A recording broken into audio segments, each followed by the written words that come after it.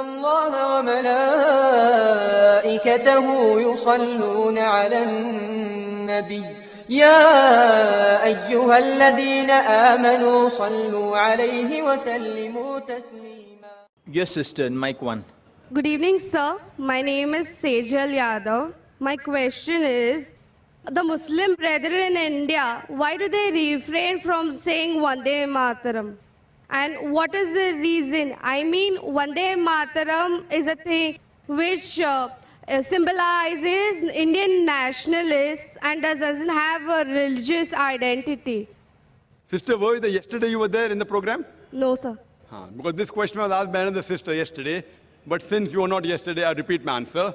The sister asked the question that why do Muslims refrain from saying Vande Mataram? Before I give the answer, why do Muslims refrain, I would give some advice that even the Hindus should refrain. Why?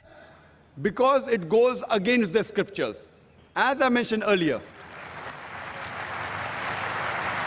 in the earlier answer, when our Sikh brother, he asked the question, I gave you quotations from Upanishad, from Veda, that Almighty God should worship Him alone and no one else. He has got no images. Now, Vande Mataram is a song in which thrice it says that Vande Mataram, I bow down to my motherland.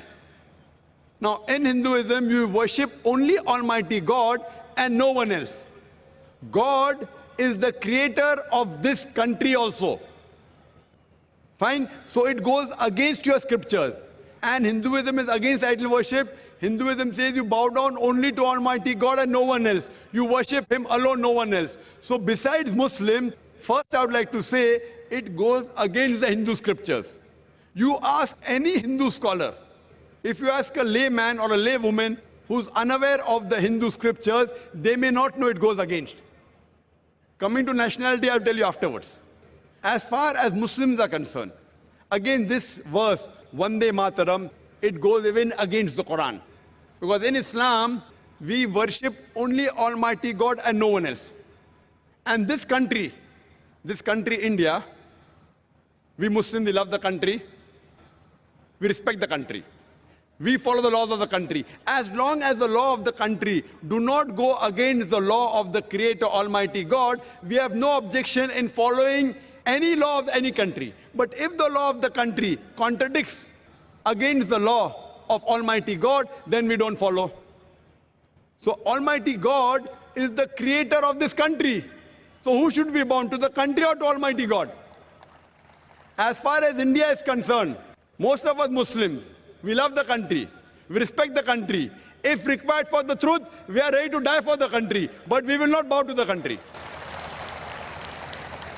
Why? Because it goes against the law of the Creator. Similarly, no Saudi should bow to Saudi Arabia also. Don't think this is only by Indian Muslims. In Saudi Arabia, a Saudi will never bow down to Saudi Arabia. In Pakistan, a Pakistani Muslim will never bow down to Pakistan.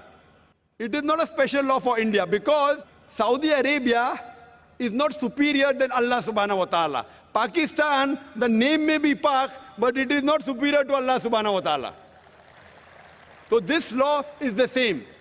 And the concept is that we too love the country.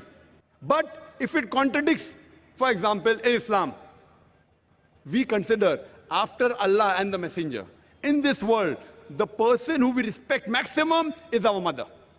Our mother bore us in a womb for 9 months. We love her.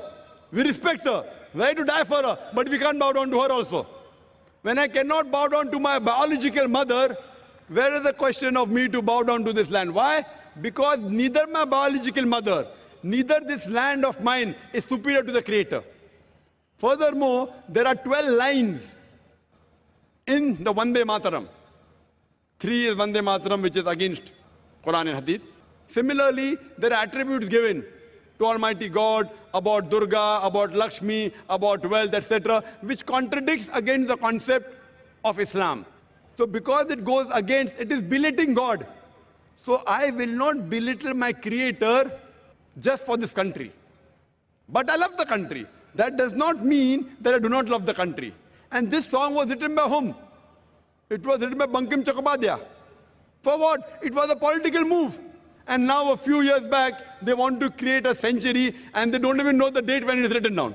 It is more for political motives that the Indian politicians want to make a thing. But these Hindu Indian politicians don't know that they're going against their own Veda by making a political issue. Hope that answers the question. Thank you, sir.